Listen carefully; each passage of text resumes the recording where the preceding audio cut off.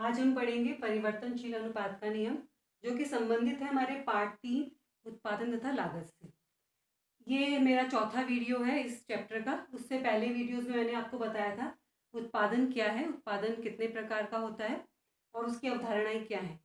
और मैंने आपको बताया था कि उत्पादन फलन दो प्रकार का है, जिसमें दो प्रकार की अवस्थाएं आती हैं, अल्पकालीन उत्पादन फलन और दीर्घकालीन उत्पादन फलन। अल्पकालीन उत्पादन फलन में ही परिवर्तनशील अनुपात का नियम आता है। पहले वीडियोस में आपको मैंने तालिका के माध्यम से, रेखा चित्र के माध्यम से बताया था कि कुल उत्पाद, औसत उत्पाद, सीमांत उत्पाद कैसे दिखाएंगे। अब हम पढ़ते हैं परिवर्तनशील अनुपात का नियम, जो कि हमने जो पहले वीडियोस में दिखाया था, कुल, औसत और सीमांत उत्पाद, उसी से आगे ये वीडियो है। परिवर्तनशील अनुपात का नियम हमें यह नियम बताता है कि अल्पकालीन अवस्था है, अल्पकालीन उत्पादन फलन है जब हम कुछ साधनों को स्थिर रखते हैं और कुछ साधनों को परिवर्तनशील करते हैं, तो हमारे उत्पादन में क्या परिवर्तन आता है। जब हम कुछ साधन को स्थिर और कुछ साधनों को परिवर्तनशील करते हैं तो उत्पादन में क्या अंतर आता है, उसे हम क्या कहते हैं, परिवर्तनशील अनुपात का नियम। इसमें तीन अवस्थाएं होती हैं परिवर्तनशील अनुपात के नियम में। पहली है उत्पत्ति के बढ़ते प्रतिफल की अवस्था या कारक के बढ़ते प्रतिफल की अवस्था, उत्पत्ति के घटते प्रतिफल की अवस्था या कारक के घटते प्रतिफल की अवस्था। तीसरी अवस्था जो आती है उत्पत्ति के ऋणात्मक प्रतिफल की अवस्था या कारक के ऋणात्मक प्रतिफल की अवस्था।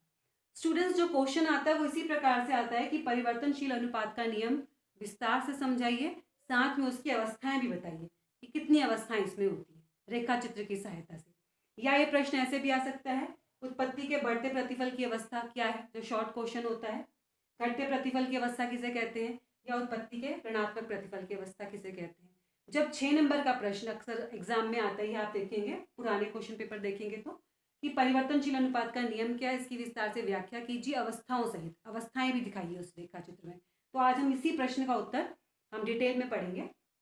तो परिवर्तनशील अनुपात का नियम बनाने के लिए पहले हमें तालिका अगर हम बनाएंगे तो हमें समझना बड़ा आसान हो जाएगा कि परिवर्तनशील अनुपात का नियम है क्या। तो तीन अवस्थाएं बताई। उत्पत्ति के बढ़ते प्रतिफल की अवस्था, उत्पत्ति के बढ़ते प्रतिफल की अवस्था, इसका मतलब बढ़ना है यहाँ पर। जब हमारा, अगर हम कुछ साधन स्थिर रखते हैं, कुछ परिवर्तनशील करते हैं, तो हमारे अगर उत्पादन बढ़ता है, कुल उत्पादन उसको बढ़ता है, तो हम क्या कहते हैं, उसके उत्पत्ति के बढ़ते प्रतिफल की अवस्था। घटते प्रतिफल की अवस्था, अगर हम परिवर्तनशील साधनों में परिवर्तन करते हैं तो हमारा उत्पादन, हमें कुल उत्पादन घटता हुआ मिलता है, उसे हम कहते हैं उत्पत्ति के घटते प्रतिफल की अवस्था। तीसरा ऋणात्मक प्रतिफल, जब हम और परिवर्तनशील साधनों का प्रयोग करते हैं और हमारा एक साधन स्थिर रहता है, तो अब हमें उत्पादन, कुल उत्पादन बढ़ता हुआ ना मिलके हमें अब कम मिलता है, ऋणात्मक प्रतिफल मिलता है, नेगेटिव मिलता है, उसे हम कहते हैं ऋणात्मक प्रतिफल की अवस्था। तो एग्जाम में आता है तालिका से समझाइए। तो बच्चों, मैं आपको शॉर्टकट मेथड बताती हूँ कि तालिका कैसे बनती है। और एग्जाम में जब बोर्ड एग्जाम आते हैं, पूरा सिलेबस आता है, पूरी 12th की दोनों बुक्स आती हैं, तो आंकड़े याद रखना बड़ा मुश्किल हो जाता है, क्योंकि हर चैप्टर में हम पाएंगे व्यष्टि या समष्टि के कुछ कुछ आंकड़े हैं इसमें। जैसे अभी उत्पादन के आंकड़े आए, फिर लागत के आएंगे, फिर आगत के आएंगे, तो आंकड़े याद करना बहुत मुश्किल हो जाता है। तो क्यों ना हम एक ट्रिक खोज लेते हैं ताकि हमें याद करने में ज़्यादा समय ना लगे, हम उसको आसानी से कर लें। तो जैसे मैंने एक तालिका बनाई है यहाँ पर, ये भूमि है जो कि हमारा स्थिर साधन है, ये स्थिर रहेगी। 1 हेक्टेयर ले लें या 1 एकड़ ले लें, ये स्थिर रहेगा। हमने यहाँ इतना लिख दिया। श्रम के परिवर्तनशील साधन है, मतलब हम हर जितने हमने यहाँ पर संख्या ले रखी है उसको चेंज करते रहेंगे। तो हमने 8 तक संख्या ली है। हमने ज़्यादा संख्या इसलिए ली है क्योंकि तभी हमारा जो है रेखा चित्र का जो रूप आएगा, झुकता हुआ या मुड़ता हुआ या ऊंचाई पर, वो हमें स्पष्ट दिखेगा। अगर हमने संख्या सिर्फ 1 2 3 तक लेते तो हमें वो जो उसका स्वरूप है, नीचे झुकता हुआ या दोनों को काटता हुआ, हमें साफ दिखाई नहीं देता। तो हमने आसानी के लिए उसको, हमने 8 संख्याएं ली हैं, तो हमने 8 संख्याएं ली हैं, तो हमने श्रम को बढ़ाते हैं। 1 2 3 4 5 6 7 8 तक हमने संख्या ले ली, मतलब हम श्रम को बढ़ाते जा रहे हैं। पहले 1 लिया, 2 लिया, 8 तक हमने श्रम ले लिया। अब हमें कुल उत्पाद, औसत उत्पाद, सीमांत उत्पाद, यही तालिका है जिसको भरने के बाद हम रेखा चित्र बनाएंगे तो हमें दिखेगा कुल उत्पादन कैसे बढ़ रहा है, घट रहा है, ऋणात्मक हो रहा है। तो अब हमें याद करना ना पड़े, इसके लिए हमने एक ऑप्शन निकाला है कि पहले हम शुरुआत सीमांत उत्पाद से करते हैं। सीमांत उत्पाद से हमारा कुल उत्पाद बन जाएगा, फिर उसके द्वारा हमारा औसत उत्पाद बन जाएगा। तो हमने यहाँ ले लिया, हमने कहा सीमांत उत्पाद में खासियत थी कि पहले बढ़ता है, फिर घटता है, फिर 0 होता है, फिर माइनस होता है। पहले बढ़ता है, मतलब हम जो संख्या लेंगे बढ़ती हुई लेंगे। हमने माना बढ़ती संख्या ली, पहले में श्रम में 2 3 4, ये हमने बढ़ती हुई दिखाई। दूसरा हमने क्या कहा कि सीमांत उत्पाद पहले बढ़ता है फिर घटता है, मतलब हमें संख्या क्या लेनी है, घटती हुई लेनी है। 2 3 4, इसका घटना क्या होगा, 3 2 1। हमने क्या कहा था पहले, सीमांत उत्पाद पहले बढ़ता है फिर घटता है, उसके बाद शून्य हो जाता है, उसके बाद माइनस हो जाता है। तो ये हमारा 0 हो गया, शून्य हो जाता है, फिर माइनस हो जाता है, माइनस भी कर देते हैं, -1। इस तालिका से हमारे, इसको अगर हम ये याद कर लेंगे, सिर्फ इतना सा पोर्शन, तालिका बनाना आसान हो जाएगा। बढ़ते हुए क्रम में 2 3 4, घटते हुए क्रम में 3 2 1, फिर शून्य हो गया, फिर माइनस में आ गया, ऋणात्मक हो गया। अब हम इसके द्वारा कुल उत्पाद बनाते हैं, क्योंकि सीमांत उत्पाद क्या होता है, जो पहला वाला है उसको पहले वाले से माइनस करना है, जो जोड़ होता है सिग्मा ऑफ MP, ये हमारा क्या होता है, कुल उत्पाद। जो जोड़ होता है हमारा सीमांत उत्पाद का, वो क्या होता है, कुल उत्पाद। तो पहले में क्या है 2, तो कुल उत्पाद क्या रहेगा 2। दूसरे में कितना है हमारा सीमांत उत्पाद 3, तो पहले वाले को जोड़ देंगे, 2 और 3 5। 3 में कितना है, 3 और 4 7। 4 में कितना है, 4 और 3 7। 5 में कितना है, 3 और 2 5। 6 में कितना है 5, यहाँ पर 2 2 और 3 5, 5 में जोड़ेंगे 5 4 9, 9 और 3 12, 12 और 2 14, 14 में 1 किया ऐड 15, 15 में 0 ऐड किया 15, और 15 में 1 -1 किया 14।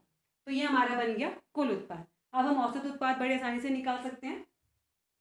हम क्या करना है, कुल उत्पाद को भाग देना है, हमें श्रम वाली परिवर्तनशील इकाइयों से भाग देना है। 2 का 1 भाग दिया 2, 5 को 2 से भाग दिया 2.5, 9 को 3 से भाग दिया 3 3 9, 12 को 4 से किया 4 3 12, 5 को 14 से किया तो 2.8 समथिंग आ जाएगा। 15 को 6 से भाग दिया, 6 दूनी 12 और 6 पंजे 30, ये 2.5 आ गया। 7 को 15 से किया तो 7 दूनी 14 और यहाँ बचा 1, 7 एकम 7। 8 को 14 से किया तो 8 एकम 8, 8 6, 8 7 56, ये हमारा क्या आ गया, औसत उत्पाद। अगर हम इसको पहले लिख लें सीमांत उत्पाद को, बढ़ते क्रम में, घटते क्रम में, शून्य में और माइनस में, तो हमारा इनका निकालना आसान हो जाएगा, हमें इस तालिका को याद करने की जरूरत नहीं पड़ेगी। अब हम इसको रेखा चित्र की सहायता से देखते हैं, हमें अवस्थाएं पता चलेंगी। तो हमने यहाँ पर पहले से बना के रखा है ताकि जल्दी समझ में आए। यहाँ पर कुल उत्पाद आएगा, यहाँ पर सीमांत और औसत उत्पाद आएगा। अगर हम कुल उत्पाद को यहाँ पर शो करेंगे तो बच्चों की फिगर जो आएगी वो ऐसी आएगी, पहले कुल उत्पाद बढ़ रहा है, घट रहा है, फिर ये ऐसी आएगी। तो हमें पहली अवस्था इसमें दिखानी है। पहली अवस्था 3 अवस्थाएं हैं, तो हमें कैसे पता चलेगा पहली अवस्था, दूसरी अवस्था, तीसरी अवस्था कितनी है। तो जहां कुल उत्पाद आपका अधिकतम है वहां से आप एक लाइन खींच लीजिए नीचे के अक्ष तक, एक लाइन आपकी ये बन जाएगी। उसके बाद हमारे 2 अवस्थाएं और हैं, यहाँ पे हमने कुल उत्पाद दिखाया, अब हमें सीमांत और औसत उत्पाद दिखाना है। तो उसके बाद हम यहाँ दिखाएंगे कि जहां पर हमारा ये बढ़ता है, कुल उत्पाद तेजी से बढ़ रहा है, एक पॉइंट यहाँ दिखाया, एक पॉइंट हमने यहाँ दिखाया, इसका मतलब कुल उत्पाद बढ़ रहा है, फिर उसकी गति धीमी हो गई, तो एक हमारी लाइन आ जाएगी यहाँ पर, एक लाइन हमारी आ जाएगी जो हमने यहाँ पर दिखाया। यहाँ हम ऐसे भी कर सकते हैं, जहां पर हमारा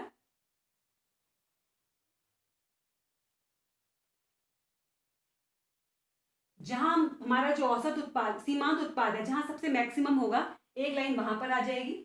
एक लाइन कहाँ आ जाएगी,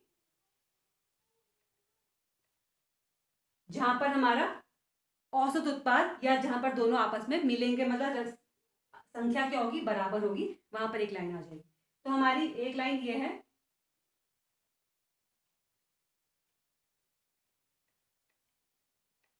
एक लाइन जहां पर इन दोनों ने आपस में काटा, एक लाइन ये हो जाएगी।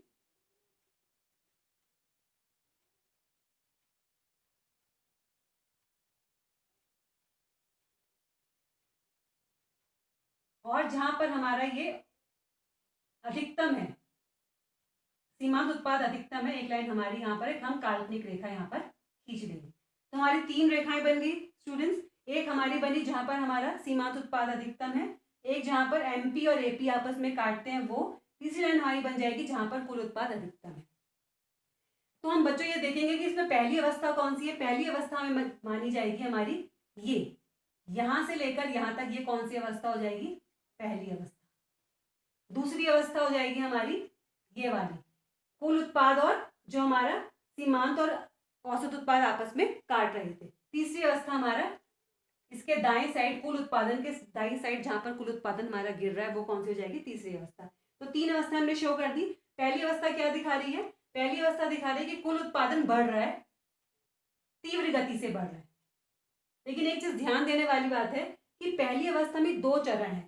एक चरण क्या है कि कुल उत्पाद तेजी से बढ़ रहा है, एक अवस्था क्या है कि उत्पादन के बढ़ने की गति धीमी हो गई है। ये अवस्था कहां पर खत्म होती है, पहली अवस्था, जहां कुल उत्पाद और औसत उत्पाद आपस में मिलते हैं। तो ये हमारी पहली अवस्था हो गई। पहली अवस्था के 2 चरण हैं। एक चरण तो ये है जो ये झुकाव का बिंदु कहते हैं। झुकाव का बिंदु मतलब कि हमारा कुल उत्पाद बढ़ तो रहा है लेकिन उसके बढ़ने की गति धीमी हो गई है, और झुकाव के बिंदु से पहले कुल उत्पाद बड़ी तेजी से बढ़ रहा है, और इसी बिंदु पर हमारा सीमांत उत्पादन अधिकतम है। हमारी पहले स्टेज के 2 भाग है। एक स्टेज हमारे झुकाव के बिंदु का है, दूसरा स्टेज हमारा कुल उत्पादन के, जहां पर वो धीमी गति तक बढ़ रहा है या औसत उत्पाद और सीमांत उत्पाद आपस में मिल रहे हैं। ये हमारी पहली स्टेज है। इसको हमने O, इसको हमने M माना, इसको N माना। तो पहली अवस्था कहां से हो गई हमारी, हमने कहां तक श्रमिक लगाने हैं, लेबर लगाने O से लेकर N बिंदु तक।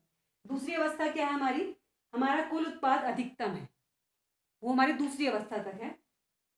तो O से लेकर S तक, ये हमने माना O से लेकर S हमारी, N से लेकर S हमारी कितनी अवस्था है, दूसरी अवस्था है। तीसरी अवस्था कौन सी होगी, जब हमारा कुल उत्पाद घट रहा है, वो हमारी तीसरी अवस्था है। तो पहली अवस्था, दूसरी अवस्था, तीसरी अवस्था। तो पहली अवस्था क्या है, उत्पत्ति के बढ़ते प्रतिफल। तो हम कहेंगे उत्पत्ति के बढ़ते प्रतिफल क्यों कहेंगे, क्योंकि यहाँ पर हमारा कुल उत्पाद तेजी से बढ़ रहा है और उसके बाद उसकी जो बढ़ने की गति है कम हो गई है लेकिन फिर भी बढ़ रहा है। तो हमारी ये कौन सा हो गया, उत्पत्ति के बढ़ते प्रतिफल, जब हमारा कुल उत्पाद बढ़ रहा है और सीमांत उत्पाद क्या है इस स्टेज में अधिकतम है। दूसरा क्या है, घटते प्रतिफल। घटते प्रतिफल इसलिए कहा जाता है इसको क्योंकि हमारा जो कुल उत्पाद यहाँ पर कम हो रहा है। कुल उत्पाद हमारा उसके जो उसकी तीव्रता है वो क्या हो रही है, कम हो रही है। पहली स्टेज हो जाएगी यहाँ तक, कुल उत्पाद तेजी से बढ़ रहा है। उसके बाद 12 से 14 से 15 ये क्या है, कुल उत्पाद कम हो रहा है, बढ़ने की गति कम हो गई है। तीसरा क्या है, 0 हो गया है, फिर क्या है, नेगेटिव हो गया। तो ये क्या हमारे ऋणात्मक प्रतिफल की जब हमारे कुल उत्पाद क्या है, कम हो जाएंगे, माइनस में चले, इसे हम कहेंगे ऋणात्मक। अब है ये प्रश्न भी आता है कि परिवर्तनशील अनुपात के नियम की हमने 3 अवस्था बताई हैं, तो एक फर्म को किस अवस्था में काम करना चाहिए, पहली अवस्था में, दूसरी अवस्था में या तीसरी अवस्था में। तो अगर हम पहली अवस्था में काम करेंगे तो हम देखेंगे कि कुल उत्पाद इसके बाद भी बढ़ रहा है, कुल उत्पाद इस पॉइंट के बाद भी बढ़ रहा है, उसके बढ़ने की गति धीमी है। तो हमें इसका मतलब अगर हम यहाँ पर काम करना छोड़ देंगे, इसका मतलब ये हुआ कि हम जो मुनाफा है वो आगे कमाने में सक्षम नहीं हो पाएंगे और अपने साधनों का हम अधिकतम प्रयोग उसको नहीं कर रहे हैं। तो फायदा नहीं है किसी फर्म को कि वो पहली अवस्था के बाद काम छोड़ दे। अगर हम दूसरी अवस्था में काम करते हैं तो उसमें हम देखेंगे कुल उत्पाद यहाँ पर अधिकतम है। कुल उत्पाद अधिकतम है मतलब अपने उत्पादनों का, अपने साधनों का अच्छे से प्रयोग करें, तभी हमें अधिक से अधिक उत्पादन हमें प्राप्त हो रहा है सेकेंड अवस्था में। तीसरी अवस्था क्या है कि हमारा घटता हुआ उत्पादन हमें प्राप्त हो रहा है। तो कोई भी फर्म जो है माइनस में नहीं जाना चाहेगी, हानि नहीं करना चाहेगी। तो इन तीनों अवस्थाओं में से वो दूसरी अवस्था में ही काम करना बेहतर रहेगा क्योंकि यहाँ पर कुल उत्पाद अधिकतम हो रहा है। तो बच्चों इस प्रश्न का आंसर भी है कि परिवर्तनशील अनुपात का नियम क्या है, उसकी अवस्थाएं क्या और किस अवस्था में कोई फर्म काम करना चाहेगी। धन्यवाद स्टूडेंट्स, अगले वीडियो में आपको और